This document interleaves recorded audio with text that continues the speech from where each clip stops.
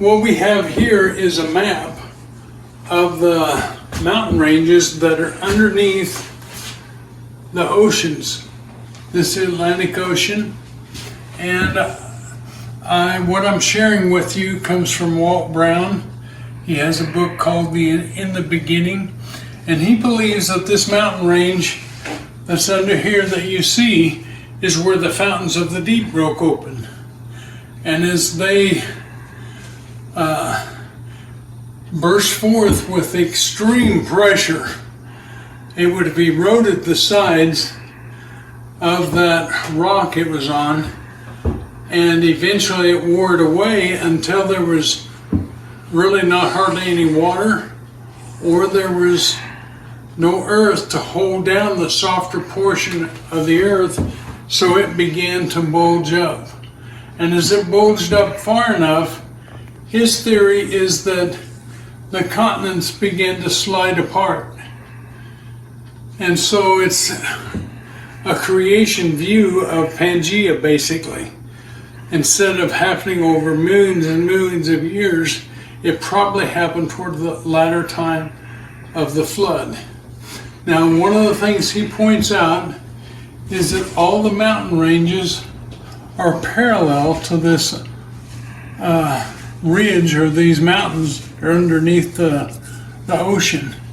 And if we go over here to North America, you have mountain range here, which would be parallel to this, well, it'd be up here. And then you go down to South America, and you got the same thing. It's also, the mountain ranges are parallel. You even go up here into Tibet, and you can see the mountain ranges are pretty much parallel to that ridge there also.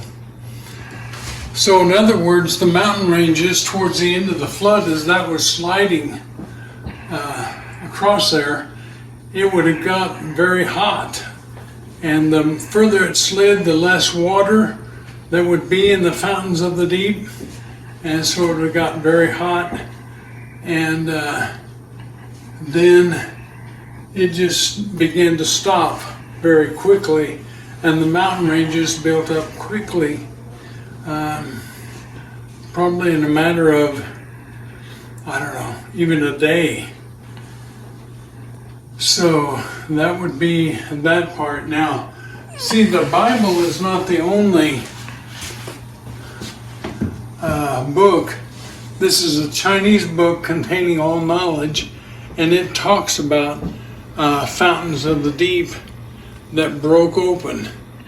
And as it broke open, it actually is more clear than what the Bible is, or more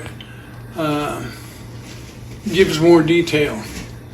And it even talks about the earth fell to pieces and the waters in its bosom rushed upwards. And it even says man had rebelled against the gods. And it said the sun, moon, and stars changed their positions. And so what I'd like to show you on that is we've got a globe here. And as the earth was spinning and you got all those continents moving, it would have been like a top. And if you just touch that top at the top, it begins to wobble. So that would mean the earth would begin to wobble back and forth. And think what that would do as you were observing the stars, it would change their motions. So this is very possible, if not probable, that's what happened there. Now, some of the evidence that Walt Brown gives for his theory is, we have here an example of the igneous rock, which is basalt, which is lava rock. We have here metamorphic rock, and over here sedimentary rock.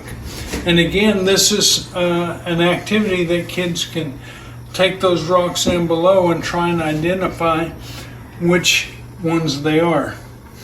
Now, this is something I didn't know but it fits in with Walt Brown's theory. A metamorphic rock is a sedimentary rock that's been heated up and to where it goes into layers. And so anytime you see a metamorphic rock like this in layers, it means that at some point it was a sedimentary rock that was heated up to the point to where it went into those layers.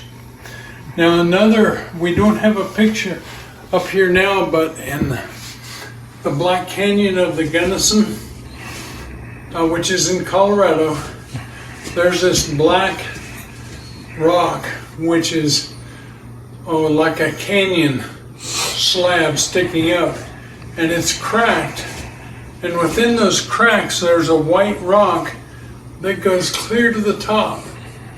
Now, Walt Brown says that means that black rock had to have been heated up, probably from the continents sliding, all at once towards the end of the flood.